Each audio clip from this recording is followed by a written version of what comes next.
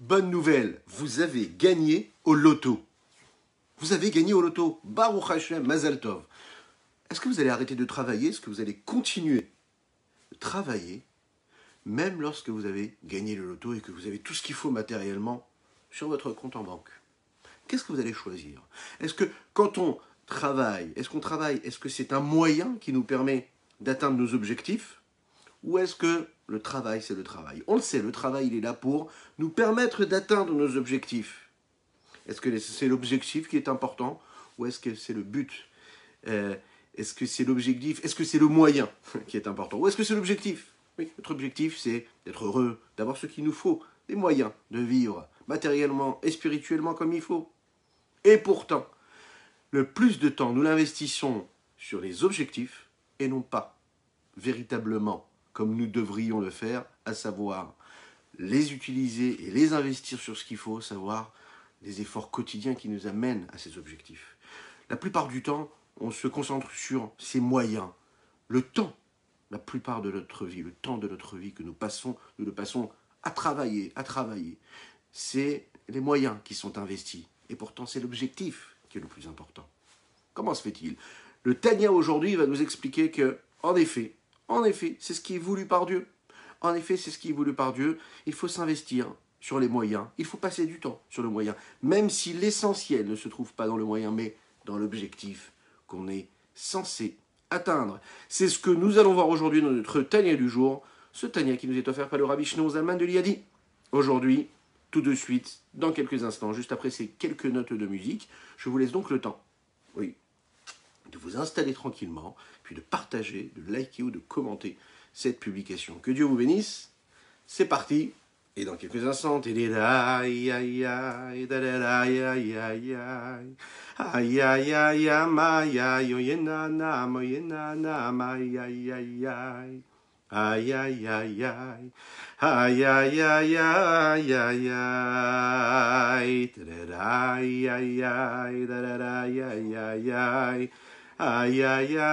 ay na na ma ay ay ay ay da da da ay ay ay ay ay ay ay ay ay da da da ma ay ay ay da da da ay ay ay da da da ma ya ma ay ay ay ay ay ay ay da da da ay ay ay ay ay ay ay ay ay ay da da ma ay ay da da da ma ya oye na na ma ay ay ay da da da ma ay ay da da da ma ay oh ay ay ay ay ay ay da da da ay ay ay ay ay ay ay ay na na ma ay ay ay ay ay ay ay ay ay ay ay ay ay Boker Tov, Boker Tov. Da ay ay ay ay ay ay da da da ma ya ma ay ay ay da ay ay da da da da da di da da da da ay ay ay da da da ay ay ay da da da ma ya didididam dididam ma ma ma ba ba ba ba bi ba ba ba da da da ay ay ay ay ay ay oye na na mo ya ya ma ya ya ya ma na na mo ya na ma ya ya ya oye na na mo ya ya ya ma ma ma ma ma ma da da ya ya ma ma ma da da da ma ya ya ya ya oye na na mo ma ya ya ya da da ya ya da da da ma ya ya ya ya da da da da da ya ya ya ay ay ay ay da da da mo ya na na ma ya ya ya ay ay ay ay da da da ma ya na ya ya Boker Tov les Koulam. Bonjour à toutes et à tous, je suis infiniment heureux de vous retrouver en cette magnifique matinée que Dieu nous offre sur la terre. J'espère que vous allez bien. En tout cas, on a la foi et la confiance et Kadosh Baruch Hu ne veut que du bien pour nous. Je vous rappelle que nous étudions ce matin, comme ces jours-ci, pour l'élévation de l'âme, la Ilou Nishmat, le Rav David Zawi, le Shaliach du Rabbi à Neuilly-sur-Seine, pour le mérite de sa femme, de son épouse, de ses enfants, qu'Akadosh Baruch Hu leur donne les forces et le courage, et que notre cher Shaliach du Rabbi puisse prier pour nous, pour chacune et chacun d'entre nous, là-haut dans le ciel, et qui nous amène le Mashiach Tzidkenu. Voilà, c'est la seule chose que nous pouvons demander, et ce n'est rien de le dire. Alors, oui, je le disais dans l'introduction, est-ce que vous avez déjà gagné au loto?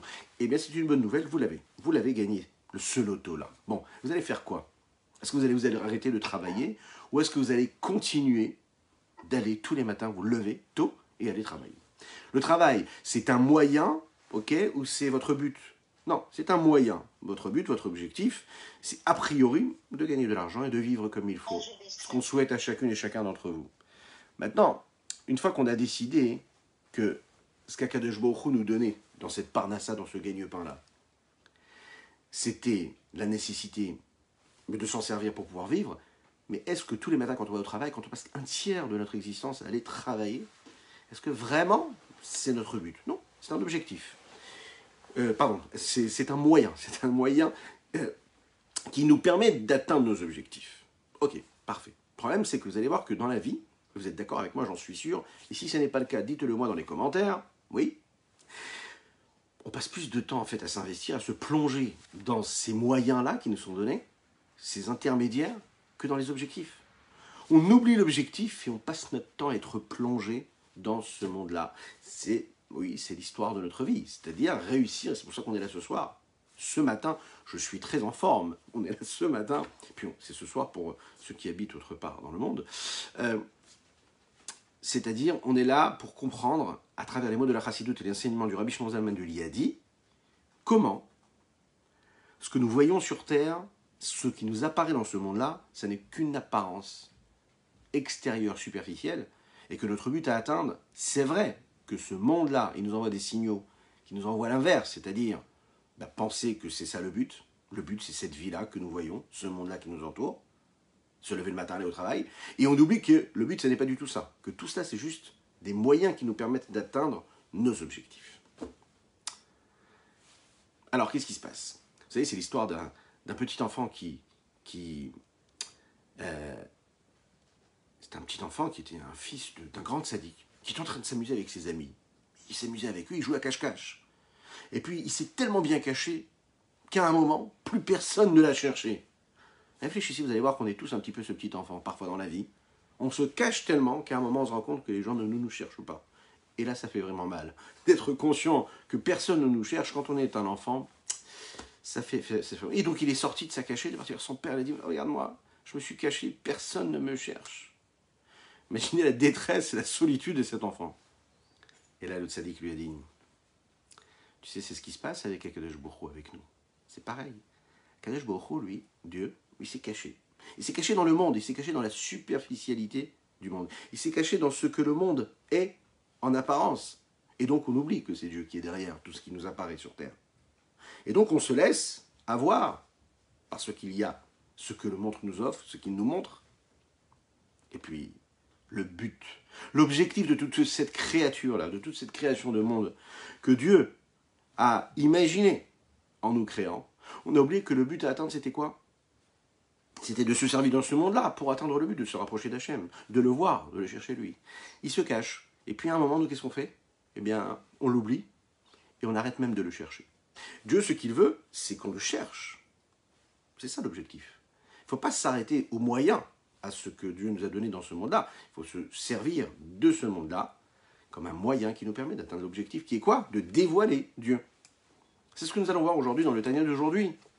Il va nous apprendre à cela un petit peu, le Rabbi Shimon Zalman. Il va nous rappeler un petit peu, il va nous réouvrir les yeux, nous donner les bonnes lunettes pour voir ce qu'il faut. Vous vous souvenez de ce voleur-là dont nous avons parlé? Ce voleur qui était appelé un voleur qui était kadosh, qui était saint. Pourquoi? Parce qu'en fait, lui disait, tout est BHGH pratit. Et on est un petit peu tous comme ça, un petit peu. On est un petit peu des voleurs de vie, hein, vous savez ça. Enfin, en tout cas, Vous êtes tous des tzadikim, mais je pense que parfois, il y a des gens qui sont comme ça. C'est-à-dire que on se dit, Baruch haba mon ami Laurent, Boker Tov.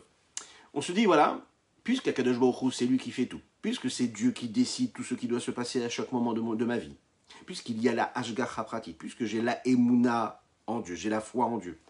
Alors qu'est-ce qui se passe? Ben, puisque j'ai la foi en Dieu, donc peu importe ce qui m'arrive dans ma vie, peu importe là où je vis, là où j'habite, avec qui je suis marié, les enfants que j'ai, le choix du travail que j'ai, ce que j'assume ou ce que je subis dans ma vie, même s'il ne faut jamais subir, mais c'est un autre sujet, c'est Hachem qui l'a décidé. Donc peu importe ce qui m'arrive, c'est Dieu qui a décidé. Ah, je suis amené à voler, chazvi khalila, chazvi shalom. Ah ben, c'est Dieu qui a fait en sorte qu'il fallait que je vole. À tel point que celui qui vole, eh bien, il est, à ce moment-là précis, il est persuadé de croire en Dieu, à tel point qu'il va même dire à Dieu, aide-moi s'il te plaît, fais en sorte que je puisse bien réussir à voler comme il faut. Aide-moi dans mes démarches. Mais comment est-ce que tu peux demander à Dieu de t'aider à faire l'inverse de sa volonté? Non, parce qu'en fait, on croit véritablement en Dieu, on a cette foi en lui, mais pourtant nos actes, on oublie. C'est-à-dire qu'on oublie que Dieu est caché derrière ce qu'il nous demande de faire. Et on oublie que Dieu est caché dans la vie que nous avons de tous les jours, dans la vie de tous les jours, dans tout ce que nous avons à faire dans cette vie-là. Donc qu'est-ce qui se passe à ce moment-là? On dissocie Dieu, ok, la sainteté, de ce qui se passe dans notre vie, dans les objets, dans les moyens, dans tout ce qu'il y a dans notre vie de tous les jours, dans notre quotidien, quoi. C'est aussi ce que disent les gens, par exemple, qui ont des excuses. Oui, on a toujours des excuses, des circonstances atténuantes. Oui, ben, vous savez, je suis dans une famille qui n'est pas religieuse. Alors, comme je suis né dans une famille qui n'est pas religieuse, je n'ai rien appris. Mon père n'était pas croyant, ma mère n'était pas croyante. Donc, moi aussi, je ne crois pas en Dieu. Mais bon, j'aime beaucoup les juifs. Et j'aime beaucoup faire partie du peuple juif. Ok, parfait.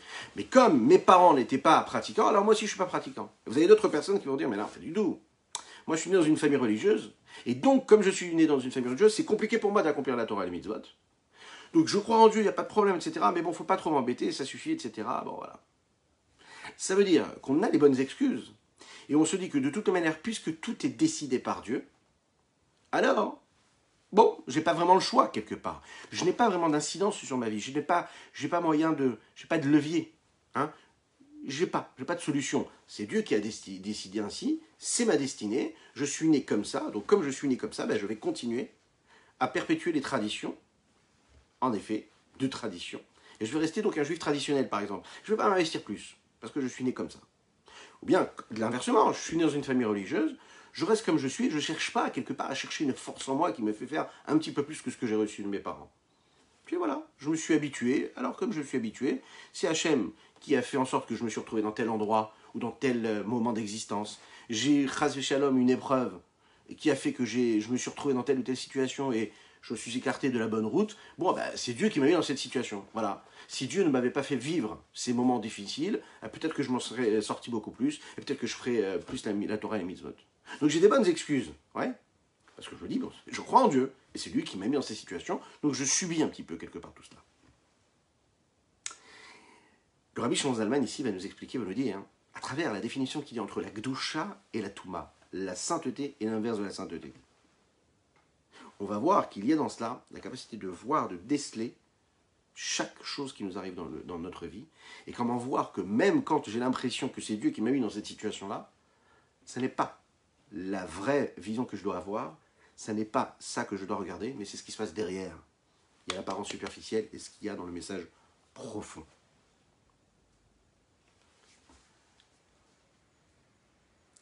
Dans le chapitre précédent, le chapitre 21, puisque aujourd'hui nous allons démarrer le chapitre 22 du Likutei Amarim de Tanya, le Rabbi Shimon Zalman nous disait que la vertu d'Akadosh Baruch Hu, ses valeurs, ses traits de caractère, sa façon d'être, n'était pas du tout celle qui ressemblait à celle que nous avons, nous, d'être en tant qu'être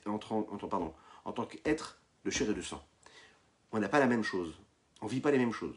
Vous l'imaginez bien, c'est Dieu et nous sommes des créatures limitées. Pourtant, on sait que souvent on nous demande de ressembler à ce que Dieu attend de nous et d'être à son image, puisqu'il nous a créés à son image. Et pourtant, l'homme idat basar vadam, Akadosh Baruch Hu n'est pas comme l'homme. La preuve, nous l'avons dit à travers la parole. Quand un homme parle, eh bien, sa parole se sépare de ce qu'il est lui-même. Donc il n'a plus de maîtrise sur ce qu'il a dit. Le mot est sorti et je n'ai plus du tout de maîtrise sur le mot que j'ai sorti de ma bouche. Là où Dieu, Akadosh Baruch Hu, il est dans la parole, il reste dans la parole même quand la parole se détache de ce qu'il est. Comme cette flèche-là qui se détache de l'arc, elle disparaît la flèche une fois qu'elle a été jetée, elle a été lancée. Akadosh Baruch Hu, lui, il est la flèche, il est l'arc, il est la main qui jette, et qui lance cette flèche-là. Il n'y a rien qui se sépare de Dieu. Dieu est tout, tout est Dieu. Mishamar Vayaolam, c'est celui qui a parlé que le monde a été. Ça veut dire que le monde qui est dirigé par cette providence divine-là, qui fait que je me dis, mais j'ai des circonstances atténuantes parce que c'est Dieu qui a décidé ainsi, parce qu'il y a cette Ashgacha Pratit, cette surveillance-là, précise et particulière. Donc, en réalité, je n'ai pas le choix. C'est qu'Akadosh Baruch Hu, il est ici, mais en fait, c'est un petit peu une erreur qu'on fait, une erreur qui est, allez, optimale. Parce qu'on peut ne pas nous en vouloir quelque part. Mais il faut savoir regarder les choses comme il faut. Akadosh Baruch Hu, lui, c'est la vérité. Il est la vérité, il est le message, il est le monde. Il est aussi le but, il est aussi le moyen, il est aussi l'objectif. Il est aussi les moyens qu'on met et que la vie met en route et met en mouvement pour atteindre cet objectif. Là, on va voir que la Torah, en fait, elle utilise le langage des hommes. Elle parle comme nous. La Torah, quand elle parle de la parole de Dieu, elle veut nous parler de la parole pour qu'on comprenne plus ou moins de quoi il s'agit. C'est-à-dire de quelque chose qui sort de notre bouche, de ce que nous sommes, et qui aura une mission. Celle de créer, de susciter, ou bien de transmettre un message, de transmettre une émotion, de transmettre quelque chose. Et puis de créer aussi également. Dans la parole d'Akadosh Baruch Hu, il y a, on va le voir ici, quelque chose qui ressemble à la parole de l'homme, en ceci qu'elle est aussi, sous une certaine forme, séparée de lui. C'est-à-dire qu'elle a en elle, dans cette parole-là, la partie profonde et une partie superficielle. La partie superficielle de la parole de Dieu, elle prend comme une forme de détachement et d'indépendance, un peu comme la parole de l'homme. On sait que le monde est donc composé de ces deux éléments-là, la sainteté et l'impureté. D'un côté ou de l'autre, en fonction de ce que nous faisons, eh bien, on investit dans la sainteté, on fait exister la sainteté, ou de l'autre côté, on fait exister l'impureté. On nourrit l'un, on nourrit l'autre. Alors, on le sait, nous avons déjà choisi, on cherche la sainteté. Ok, parfait. Pourtant, on se lève le matin, la vie de tous les jours, c'est d'être confronté à cette impureté. C'est pas évident de réussir à vivre cette sainteté et à révéler cette sainteté qu'il y a de monde et à transformer cette impureté, l'écarter, etc. C'est notre but, notre objectif sur cette terre-là. Il y a deux angles de vue sur cela. Les deux angles dont nous parlons, c'est en réalité ces deux angles de vue qui nous permettent de définir ce qui est saint et ce qui ne l'est pas. Le côté de la Kedusha, de la sainteté, c'est ce domaine-là dans lequel il est clair que la parole d'Akadosh Baruch Hu n'est pas séparée. Puis c'est ce que nous avons dit. Ein od milvado. C'est un mantra comme ça qui reste en nous. Ein od milvado. Il n'y a rien d'autre que lui. Donc puisqu'il n'y a rien d'autre que lui, c'est la définition même de la sainteté. Qu'est-ce que c'est la sainteté? Nous allons rentrer dans le Shabbat, Bezrat Hashem, dans quelques heures, là, bientôt. Shabbat, c'est un jour qui nous sépare des jours de la semaine. Il est kadosh. Quand on dit kadosh, quand on dit saint dans la Torah, il s'agit ici de quelque chose qui est avdala, qui est mouvdal. Ce qui est saint est séparé. Qu'est-ce que ça veut dire quelque chose de saint? C'est quelque chose qui est détaché du reste. Le jour de Shabbat, on rentre dans un autre espace-temps. On se détache de la matière, on se détache des codes du monde. On ne mange pas pareil, on ne parle pas pareil, on ne fait pas pareil, on n'agit pas pareil, on ne dort pas pareil, on ne vit pas du tout pareil. On se sépare. Ce qui est séparé est kadosh. C'est la raison pour laquelle il y a la notion de tzniut, de pudeur dans la Torah. C'est la raison pour laquelle il y a cette notion-là de séparation entre le Kohen, le Lévi, le Israël. C'est la séparation qui définit véritablement la sainteté des choses. Chaque chose dans ce monde, chaque sujet du monde est là pour représenter, pour dévoiler la source divine qu'il y a en lui. C'est ça notre objectif, de dévoiler la source divine qu'il y a. Alors, du côté de la Kedusha, de la sainteté, qu'est-ce qu'on peut ranger dans ce domaine-là? On peut ranger par exemple l'âme divine, on peut ranger la Torah, on peut y mettre les mitzvot, on peut y mettre par exemple tous les objets de culte qui nous permettent, tout en étant des objets matériels, physiques et a priori superficiels, ils sont les moyens qui nous permettent d'atteindre l'objectif qui est quoi? De nous connecter à Dieu, prendre des téphilines qui sont faits à base de matière grossière, peau d'animal, peau de bête. Consommer un aliment en faisant la bénédiction juste avant et après. Utiliser l'énergie pour pouvoir accomplir la Torah et les mitzvot. Tout ce qui a et qui est trait qui a trait à cette sainteté, à cette pureté qui nous incombe, hein, et que nous devons investir pendant toute notre vie, cette sainteté-là nous prouve bien qu'on se détache et qu'on sépare ce que nous voyons de ce que c'est réellement et ce que c'est censé être. C'est séparer l'objectif du moyen. Ça, c'est le côté de la sainteté. Maintenant, il y a le côté de l'impureté. Eh bien, c'est là où la parole divine, là, c'est restreinte, elle s'est compressée, elle s'est condensée, elle est entrée, elle s'est cachée de outre mesure, hein, on va dire. Elle s'est cachée, elle s'est voilée, et d'où viennent et vont naître tout ce qui est ressenti comme des sensations, des émotions humaines, mais qui sont totalement séparées de leur source. Ils ne dévoilent pas leur source divine, ils font même l'inverse de la volonté divine. À tel point que parfois, ils vont même renier, rejeter la notion même de la divinité. Du côté de l'impureté, il y a énormément de choses. Il y a ce qu'il y a de négatif dans les nations du monde, lorsqu'ils se révèlent en étant négatifs et en rejetant la présence divine. Il y a par exemple tous les animaux qui sont impurs. Toutes ces choses-là qui sont impures, qui sont interdites par la Torah, eux, sont le reflet, ils sont arrangés du côté de l'impureté. C'est un petit peu comme la parole de l'homme, si vous voulez. La parole, quand elle sort de la bouche de l'homme, elle se sépare de sa source. La parole divine, elle, cette parole qui a été utilisée pour les 10 paroles, les Asa Mahamarot, par lesquelles Akadosh Baruch Hu a créé le monde, et crée une forme de créature qui, eux, ont la possibilité de ressentir une forme d'indépendance, comme s'ils étaient indépendants et séparés de Dieu, de leur source première. La différence qu'il y a entre la sainteté et l'impureté, d'après la Chassidoute, la partie profonde de la Torah, s'exprime également dans ce que nous étudions dans la Torah. Quand on étudie une halakha, une loi simple, la Torah, elle définit bien et elle fait une réelle différence, une distinction entre ce qui est permis et ce qui est interdit. Ce qui est permis va représenter la Gdusha, la sainteté, ce qui est interdit est donc une source d'impureté, et donc interdit, et donc on ne peut pas s'en occuper. On doit complètement le mettre de côté. Ce qui est interdit est interdit. Ce qui est moutard, ce qui est permis, c'est-à-dire qu'il a un rapport avec la sainteté, et je peux m'en servir, ce qui est assourd, je ne peux pas du tout avoir aucun contact avec, et je dois m'en détacher complètement. Alors attention, écoutez bien cela.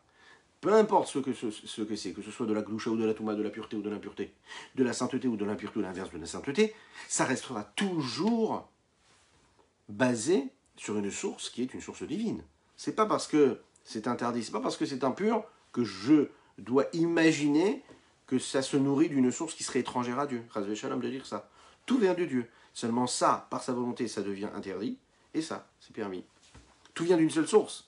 L'idée même de l'unicité de Dieu, d'accord, que tout vient d'une seule source, que ce soit le bien ou le mal, la vie et l'inverse de la vie, la sainteté et l'impureté, comme les Chachamim disent et comme nous avons dit juste avant, Ein on milvado. Il n'y a rien d'autre que Dieu. Donc tout ce qui est même négatif et tout ce qui rejette même toute forme de divinité, c'est aussi basé sur cette source-là de Dieu. Tout vient de Dieu. La seule chose, c'est que en tant que juif, moi, on me demande de m'écarter de ce qui est impur, parce que ma mission, c'est de ne pas du tout me préoccuper de l'impureté, mais de la rejeter, de la mettre de côté. Mais ça vient aussi de Dieu. Oui, on le sait, tout vient de Dieu. Et non livado. À la différence de d'autres, entre guillemets, religions, qui, eux, vont prétendre que non, qu'en fait, il y a le Dieu de la pureté, le Dieu d'une forme de sainteté, il y a une autre forme de force et d'énergie qui crée, elle, l'impureté, etc. Et qu'il faudrait combattre à feu et à sang. Non, pas du tout. Le juif n'a pas du tout de mission. Déjà, par exemple, de prosélytisme. Chacun a sa mission, chacun il a sa mission dans l'humanité. Et on ne me demande pas de le détruire. On me demande juste de faire ce que j'ai à faire moi. Si ce n'est à des périodes de l'histoire du peuple juif où on demandait au peuple juif de combattre l'ennemi Amalek. Là, aujourd'hui, notre Amalek, c'est ce qui est en nous. C'est lui qu'il faut combattre. Ce mauvais penchant, cette attirance que nous avons pour tout ce qui est impur. La Torah parle comme l'homme parle. Et dans ces paroles-là, oui, on est capable de voir une forme de superficialité, si l'on pourrait dire ainsi, de la parole de Dieu. Regardons les mots que le Rabbi Shimon Zalman emploie ici. Chapitre 22. La Torah dit que la Torah elle a parlé avec le langage des hommes. Venikra betorah dibur shel makom veshem dibur. Dans la Torah, la parole d'Akadosh Baruch Hu, de Dieu, est appelée dibur, mamash, que dibur shel adam. C'est le même terme que l'on emploie, dibur, la parole. Les filles, parce que véritablement, c'est ce qui se passe. Il faut savoir que la parole qui est employée par Dieu lorsqu'il dit, lorsqu'il s'exprime dans cette Torah-là, c'est comme la parole qui est chez l'homme. Parce qu'elle vit véritablement une forme de descente, de chute véritable pour arriver dans toutes ces créatures inférieures à lui.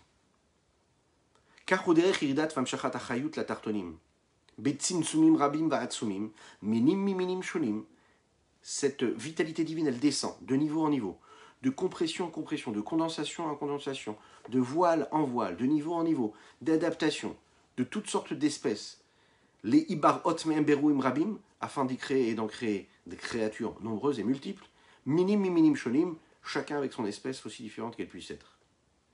Kolkar, gavru ve'atzmu atzimtsumim ve'ester panim elyonim, et tellement ils se sont intensifiés, tellement ils sont devenus opaques, tellement ils sont devenus forts, et tellement le voile est présent, c'est-à-dire que la face supérieure de Dieu, tellement elle se cache, tellement elle se voile, à tel point qu'ils aient la possibilité de créer, au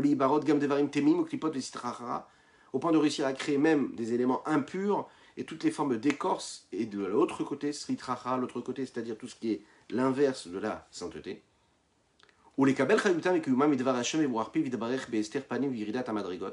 de recevoir leur vitalité et leur propre existence de la parole de Dieu, du souffle de sa bouche, celui du Saint béni soit-il, qui lui va voiler sa face quelque part quand il va les nourrir. Il va voiler sa face et il va descendre de niveau, il va s'adapter aux forces de l'impureté. C'est un petit peu comme cette histoire que nous avons racontée, cet enfant qui se cache et qui ne comprend pas pourquoi est-ce qu'on ne le trouve pas, et qui à un moment désespère et se dit tout le monde m'a abandonné, je me suis trop bien caché. Dieu c'est pareil, il s'est tellement bien caché dans le monde, dans la nature, il s'est tellement bien caché, il a tellement voilé sa face qu'il nous apparaît même dans ce qui est impur, que quelque part on oublie même que ces impuretés-là, que toutes ces forces négatives qu'il y a sur Terre, c'est aussi Dieu. Et donc, on se laisse complètement avoir. En fait, il ne faut jamais arrêter de chercher quelque part. On ne peut pas s'endormir. On ne peut pas dire, non, ça y est, c'est bon, je ne sais même plus où il est, allez, je ne cherche plus. Non, on doit continuer à chercher. Alors il y a donc deux formes de volonté. Oui, Dieu il veut d'une certaine manière, lorsqu'il donne à chacune et chacun d'entre nous, il donne à l'âme juive, il donne à l'humanité du bon, ou quand il donne du mal, ou quand il donne du négatif. Cette apparence négative, cette apparence d'impureté, elle vient et elle va chercher, elle se nourrit, elle va chercher sa vitalité de Dieu.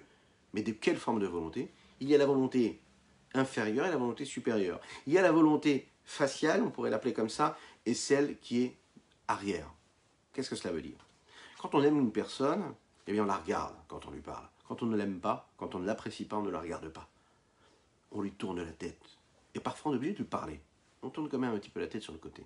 Quand on donne quelque chose à quelqu'un qu'on aime, on la regarde et on lui donne avec une face heureuse, bienveillante, joyeuse, souriante. Quand on ne l'apprécie pas et qu'on est obligé de lui donner quelque chose, qu'est-ce qui se passe? On détourne un petit peu la tête. C'est ce que nous allons voir ici. On sait que tout a été créé par Dieu, nous l'avons dit, ce qui est impur et ce qui est pur. Chez Hakol Yavidaro, c'est la bénédiction que nous prononçons avant de consommer un aliment qui nécessite cette bracha-là, cette bénédiction de chez Hakol, avant de boire un verre d'eau, avant de manger et de consommer un petit carré de chocolat. Oui. Il faut dire cette bracha. Et qu'est-ce que nous disons de cette bracha? Nous l'avons détaillé ensemble une fois. C'est très intéressant, elle est magnifique. Chez Hakol Yavidaro, que tout a été créé par la parole de Dieu.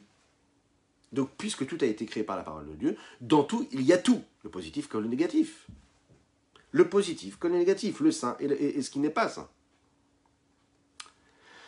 Alors, qu'est-ce que Dieu dévoile lorsqu'il crée l'impur et l'interdit?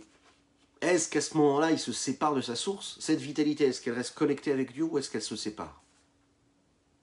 Il y a une part de Dieu qui apparaît dans la sainteté et une autre part de Dieu qui apparaît dans l'impureté.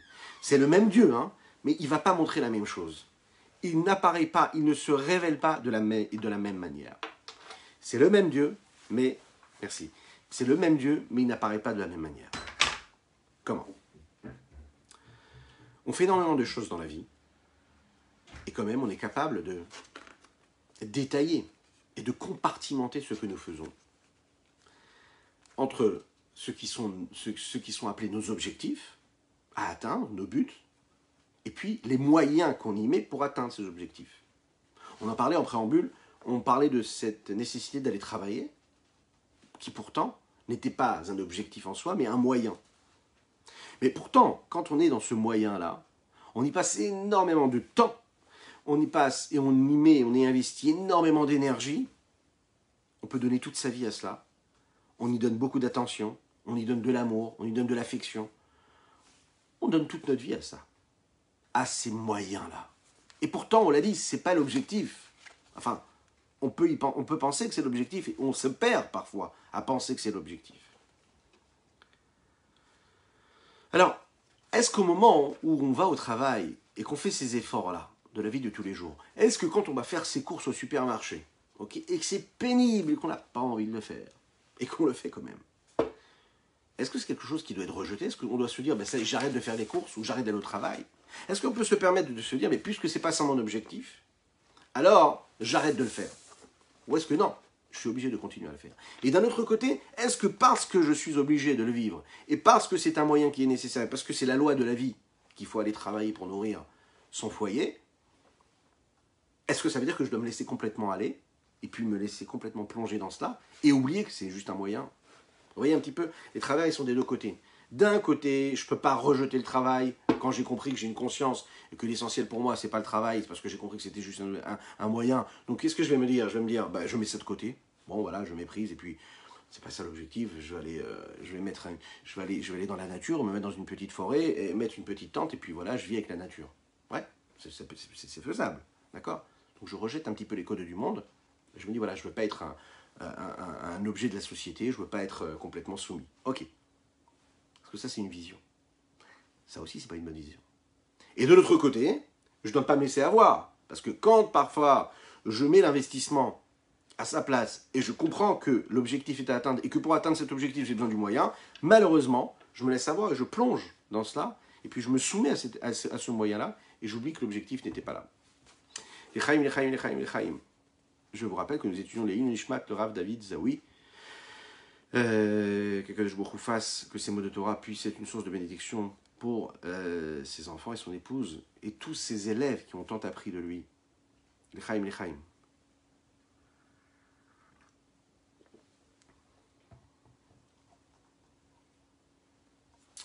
Un homme qui va investir énormément de temps, d'énergie, ok, pour un projet qu'il va avoir.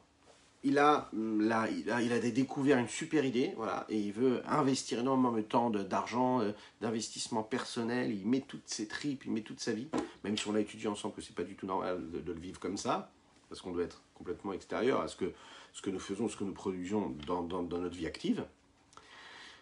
Et il se rend compte au bout d'un certain temps que son idée, sa start-up, elle va pas marcher. Ok? Alors il y a plusieurs solutions. Ou bien continuer de foncer la tête à première, ou bien de se dire, écoute, j'ai mis trop d'argent, j'ai perdu trop de temps, ça y est, ça marche pas, je m'en vais. Celui qui comprend que le but, c'est quoi? C'est ce qu'il va gagner grâce à cette idée qu'il a eue, ou à ce moyen qu'il a réussi à créer, cette idée-là. Alors il va s'en aller vite fait, parce qu'il comprend que l'objectif n'est pas atteignable.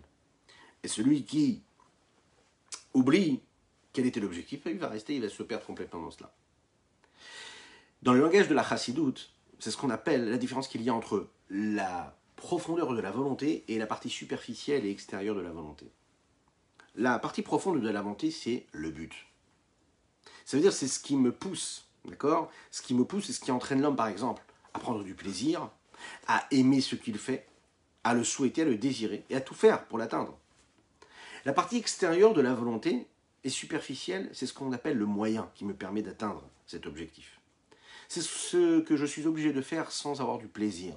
Je n'aime pas le faire, mais je me sens obligé de le faire.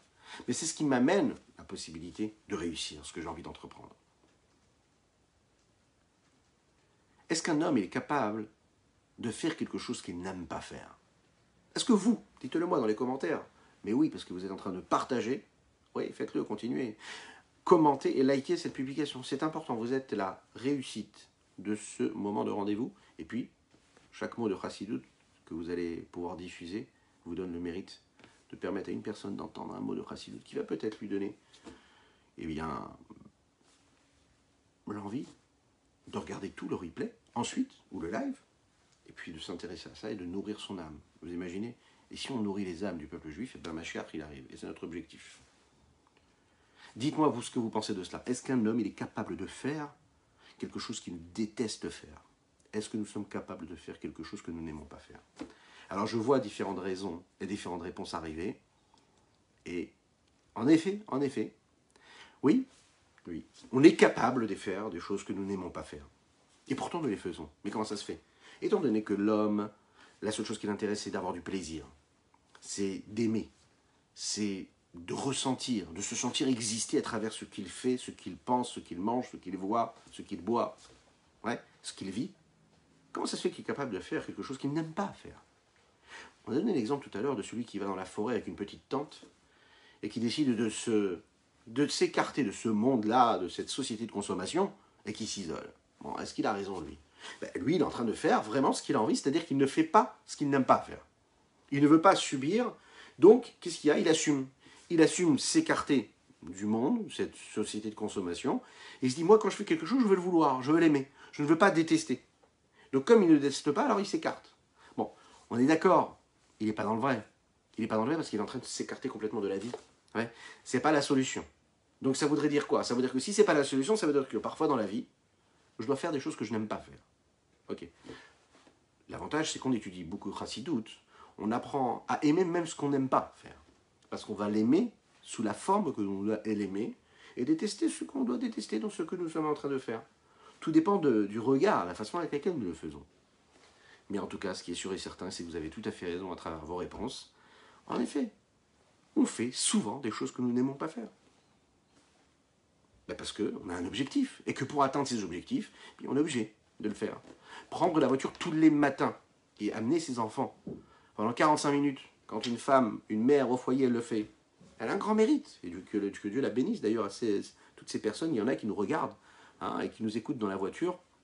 Enfin, qui nous écoutent, ils ne nous regardent pas parce que c'est la route qu'il faut regarder. et qui accompagnent leurs enfants à l'école, là, maintenant. Bon, vous imaginez un petit peu le mérite? Tous les matins, de faire 40 minutes, 35 minutes, 40 minutes, 50 minutes, aller, 50 minutes retour. Et puis ensuite, il y a les retours du soir, quand on va chercher les enfants. Pourquoi? Parce qu'on a décidé d'avoir une vision de la vie, de donner une forme d'éducation à nos enfants, de se dire on ne va pas les mettre à l'école juste en bas de la maison, mais on va aller chercher ce qui correspond à cette vision-là. C'est un investissement phénoménal.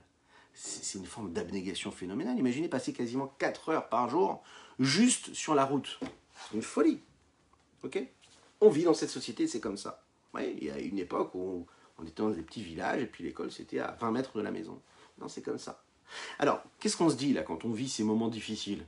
Est-ce qu'on se dit qu'on ne peut pas supporter donc on ne le fait pas? Ou bien on assume, on se dit mais non, mon objectif c'est que mes enfants aient une bonne éducation. Et donc, oui, ça nécessite des efforts et des formes de sacrifice. Oui, c'est nécessaire. Eh bien, c'est comme ça. On ne peut pas rejeter. Si on rejette ce que nous n'aimons pas faire, eh on se retrouve à ne rien faire du tout. Et donc l'objectif, on ne l'atteint même pas. Ou bien nos objectifs perdent de leur force et de leur conviction.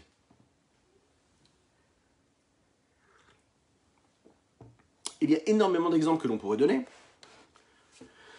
Prendre un médicament que nous n'aimons pas prendre, mais on sait que quand on prend ce médicament, c'est ce qui va nous permettre d'avoir une bonne santé, ce que nous souhaitons à chacune et chacun d'entre vous. Dites Amen ve Amen.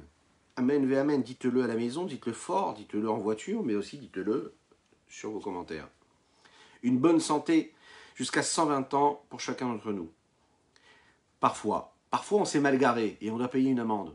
Bon, on n'aime pas, on ne supporte pas, on n'accepte pas d'avoir à payer cette amende.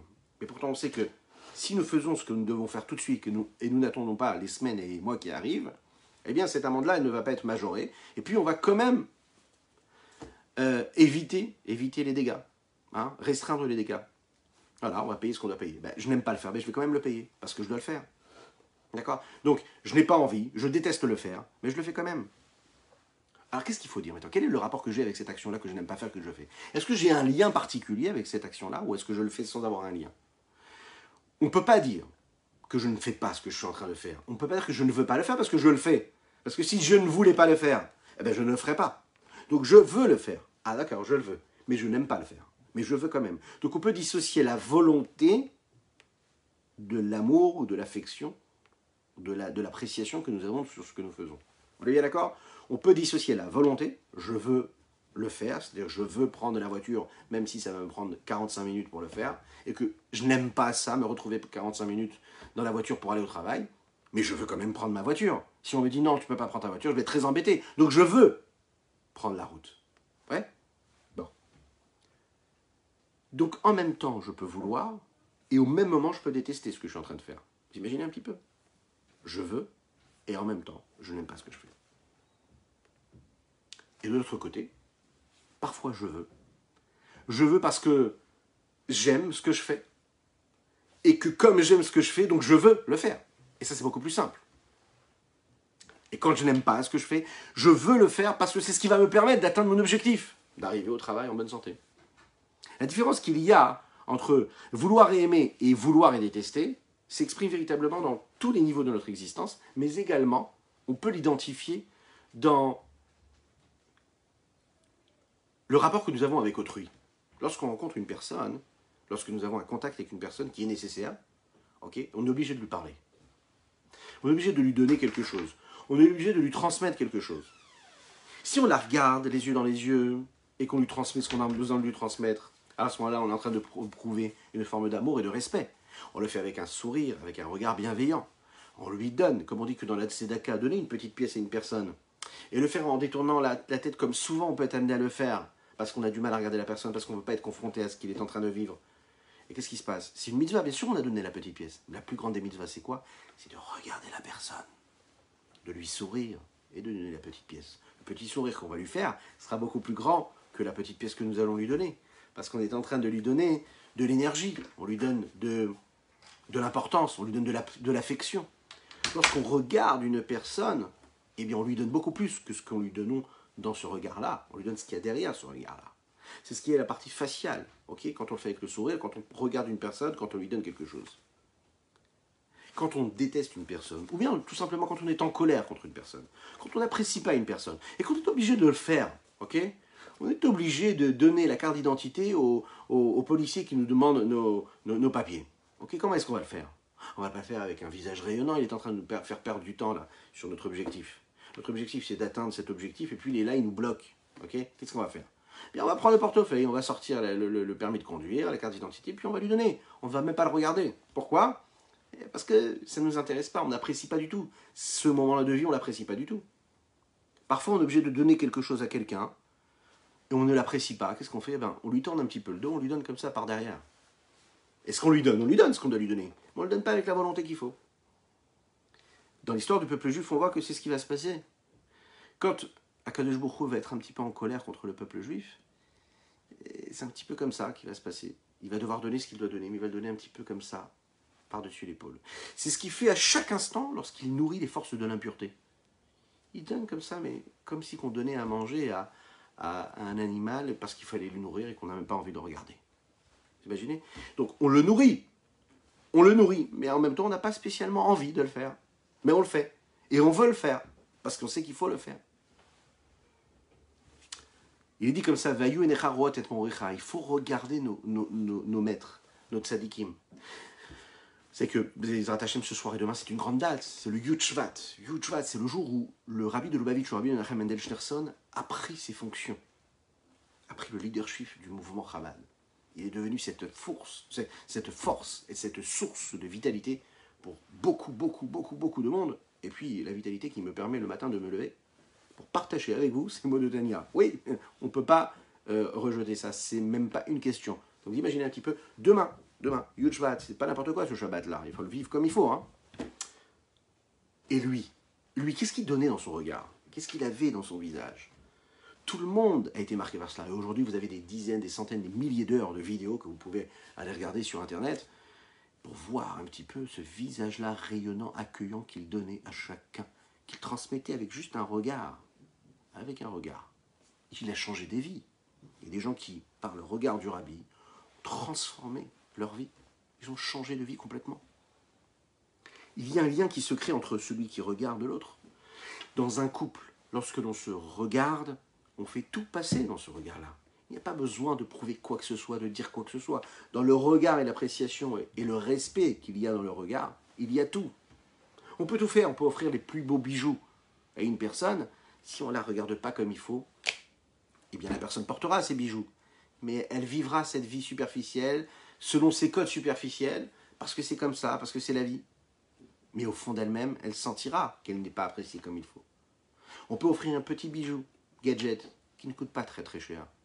Et pourtant, avoir le beau sourire, le beau regard. Et là, à ce moment-là, vous allez voir, le message y passe. Hein, on avait un challenge, je me souviens, au début il y a quasiment bientôt un an, hein, au début du confinement, on ne pouvait même pas aller offrir des fleurs, je le disais.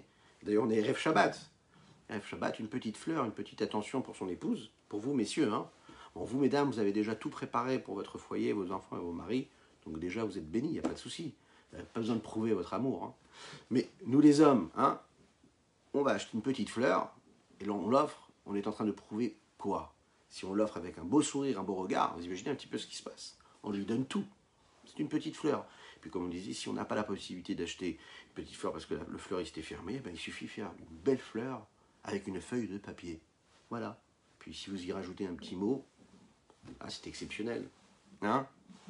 Le plus beau des cadeaux que vous allez offrir, ce n'est pas la valeur de ce que vous offrez qui est important.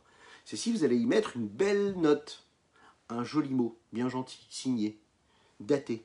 Voilà. Vous marquez le geste. Quand vous faites ça, vous êtes en train de donner quelque chose à la personne. Mais vous lui donnez quoi en fait? Vous lui donnez votre partie, ce qu'on appelle panim. Vous lui donnez la partie faciale, la partie positive. Vous le regardez. Vous lui donnez de l'affection. Ok? Quand vous donnez, vous avez cette démarche-là, vous êtes en train de lui donner tout ce que vous avez de plus profond en vous, et puis vous lui donnez. Quand vous lui donnez de manière superficielle, alors vous lui donnez juste l'extérieur et la partie superficielle de ce que vous êtes en train de faire. Vous ne lui donnez pas votre profondeur. Et donc la personne qui est en face, elle le reçoit aussi de cette façon-là. Elle prend la vitalité, elle prend ce que vous lui donnez, mais elle le prend avec autant de ce que vous pouvez lui donner, c'est-à-dire pas grand-chose, ce qu'il y a de superficiel. Donc l'effet sera en fonction et en mesure de ce que vous avez pu donner. Chez Akadosh Baruch Hu, il y a aussi cette notion-là de partie faciale et de partie arrière. Nous l'avons dit. Ce qu'il donne véritablement avec cette volonté profonde, ou ce qu'il est obligé quelque part de donner.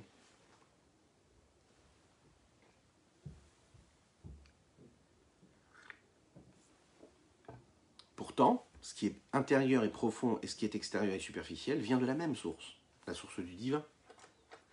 C'est ce que nous avons dit ici quand on parle de la sainteté et de l'impureté. Les deux viennent d'Hachem, les deux ont une forme différente, même contraire même, contradictoire l'une de l'autre. Et pourtant, les deux sont là pour représenter Hachem, représenter la divinité. Les deux sont des véhicules de divinité. Elles ne se séparent jamais de la divinité. La profondeur de la volonté d'Akadosh Baruch Hu, c'est le but réel de la divinité. Ce sont toutes ces choses-là qu'Akadosh Baruch Hu aime et dont il est proche. C'est ce qu'on appelle la sainteté. On sait que le peuple juif, lui, quand Hachem s'est adressé à lui, Panim bepanim diber Hachem imachem. Il nous a parlé de face à face. C'est-à-dire qu'il nous a parlé, on se regardait quelque part. Parce que ce lien-là, c'est un lien de face, facial, réel. Alors qu'il y a ce qui est arrière, l'inverse même de cette volonté-là. C'est-à-dire cette volonté qui est là parce que j'ai besoin de vouloir, mais qui en réalité n'est pas quelque chose que j'apprécie, que j'aime. Ce sont toutes ces choses qu'Akadosh Baruch Hu en a voulu, et il les a souhaitées comme un but, comme un moyen, comme un intermédiaire, pour me permettre d'atteindre ce but-là. Il y a à ce moment-là, à ce niveau-là, ce qu'on appelle Achoraim, la partie arrière. C'est tout ce qu'Akadosh Baruch Hu déteste, d'accord, mais il est quand même obligé de les faire exister, dans ce système-là qu'il a conçu. Dans la Torah, il est écrit comme ça, Tohavat Hashem Asher Sané, tout ce qui représente le dégoût de Dieu, qu'il l'a détesté. Lui-même, Dieu. Et pourtant, c'est lui qui lui donne cette énergie-là. Vous connaissez ce principe-là qu'il y en a qui disent, mais puisque Dieu l'a créé, ça doit être utilisé. Puisque Dieu, il m'a donné cette possibilité d'avoir tel ou tel plaisir, ou de prendre tel ou tel plaisir, ça veut dire que je dois assouvir mes plaisirs. Oh, sinon, Dieu ne l'aurait pas créé. Là, l'erreur, elle est là. Dieu a pu créer, et ça peut être une forme de dégoût pour lui, au point même de le détester. Si Akadosh Baruch Hu déteste ces choses-là interdites, pourquoi est-ce qu'il les a créées? La raison, elle est simple. Parce que Dieu, il ne veut pas faire de nous des robots. Akadosh Baruch Hu, il attend de nous que nous ayons un libre arbitre, le libre choix. Choisir le bien, le mal, la sainteté, l'impureté. Donc, il donne de la vitalité à ce qui est négatif. Et quand il voit qu'on choisit ce qui est positif et ce qui est sain, à ce moment-là, on a réussi notre mission. Il nous a donné un libre arbitre, à nous de choisir le bon. Parce que quand on est capable de choisir le bon, là, il y a du sachar. Re halochi noten bifnechem, lifnechem. Hayom, regardez. Je vous donne aujourd'hui, je place devant vous, et chayim ve'et tov, la vie et le bon, ve'et mavet ve'et ra, l'inverse de la vie et le mal. Hu vacharta b'chayim. Il nous a donné le libre arbitre, mais il nous demande quand même de choisir. On avait étudié ensemble une fois, il n'y a pas longtemps, dans notre rendez-vous du soir, ce sujet-là. Hu vacharta b'chayim. Ça veut dire que Dieu nous donne le libre arbitre de choisir le bien. Oui, ah oui, parce qu'il nous met le bien et le mal, il nous donne la possibilité de choisir aussi le mal. Mais il nous montre bien qu'il faut choisir le bien. Akadosh Baruch Hu nous a créés avec un bon et un mauvais penchant, pour qu'on ait le choix de choisir le mal, et en fait on choisit le bien. Chaque élément d'impureté, et tout ce qui est interdit sur Terre, il faut bien savoir une chose, c'est que c'est considéré comme une forme de divinité. Mais c'est ce que nous appelons Elokim Acherim. Elokim Acherim. Dans les 10 commandements, il est question de cela. Lo yelecha Elokim Acherim. Je suis ton Dieu. Okay, et juste après, on m'a dit attention, il ne faut pas que tu aies d'autres dieux, entre guillemets. Mais il ne peut pas y avoir d'autres dieux, puisqu'il n'y a que Dieu. Qu'est-ce que ça veut dire il ne faut pas que tu aies d'autres dieux? Ce qui est intéressant, c'est qu'à la fin du verset, on dit Lo yelecha Elokim Acherim al panai. Sur ma face. Qu'est-ce que ça veut dire sur ma face? Dans le sens simple, quand on dit tu n'auras pas d'autres dieux, c'est-à-dire d'autres forces devant ma face, ça veut dire que je vais donner de l'énergie à des forces qui sont séparées de la sainteté, l'impureté, mais cette Elohim, là, cette forme de Elohim et de présence divine qui est multiple, alors que Dieu lui est un, est unique, représente toutes ces forces de l'impureté qui existent, toutes ces vitalités extérieures à la sainteté qui existent, qui sont là, qui sont bien présentes, et qui sont régies, qui sont nourries par Dieu lui-même, mais qui leur donne cette force d'existence pour me permettre d'avoir le choix de ne pas les choisir, mais de choisir la force de Dieu unique. La raison pour laquelle tous ces éléments-là, qui paraissent complètement interdits et complètement impurs, détachés de Dieu, existent, vous savez pourquoi? C'est parce que justement, Dieu a créé cette forme-là faciale, assumée, et puis la partie arrière, celle qui est extérieure, qui est inférieure.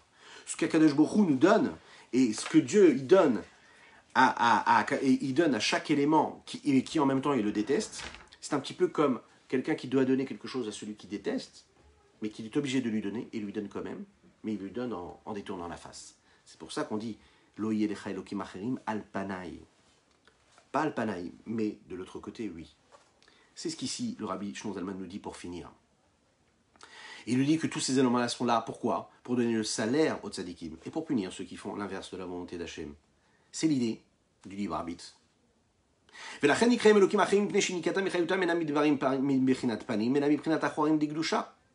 ne vient pas de la partie faciale de la gdusha, mais de la partie arrière de la sainteté. Ou ferouch achoraim, qu'est-ce que ça veut dire achoraim? Comme quelqu'un qui doit donner quelque chose à quelqu'un qui déteste, à son ennemi, et qui lui jette par-dessus son épaule. Qui marche pas la mais il détourne sa face parce qu'il le déteste. Car c'est ce qui va se passer aussi au niveau d'Akadosh Baruch Hu. Birkinat panim, le niveau de face, ou pnimit aratson, c'est la profondeur de sa volonté suprême et supérieure, et sa volonté véritable. Qu'il souhaite donner à travers cette vitalité à chacun qui est proche de lui. Comment? Par le côté de la sainteté. Mais l'autre côté, ce qui est l'inverse de la sainteté, et ce qui représente l'impureté. C'est réellement la détestation de Dieu, ce que Hachem déteste. Et il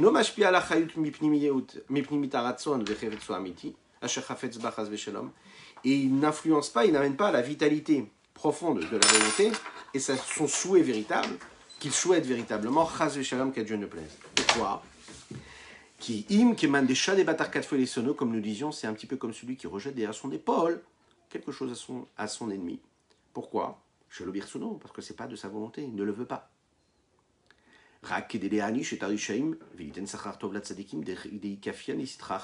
Pour donner un bon salaire aux justes, qui eux soumettent le mal et transforment le mal en bien, et pour punir ceux qui font l'inverse, qui ne vont pas dans la bonne route. Veze, Nikra, Bechinata, Choraim, des Rationalion Baruch. Et c'est ce qui est donc appelé cette partie, ce niveau de arrière et extérieur et superficiel de la volonté supérieure et suprême d'Akadosh Baruch Hu. Voilà ce qu'on pouvait dire aujourd'hui sur ce magnifique sujet. Je vous souhaite un excellent Shabbat. Shabbat Shalom Uverach à toutes et tous. Que Dieu vous bénisse et qu'il vous protège. Lecha dodi likrat gala pene Shabbat nekabela shamo v'zachor v'dibur echad ishmiyanu כלמיוחד השם אחד ושמו אחד לשם ותפארת ולתהילה לך דודי לקראת גאלה פני שבת נקבלה שבת שלום ומבורך שבת שלום שבת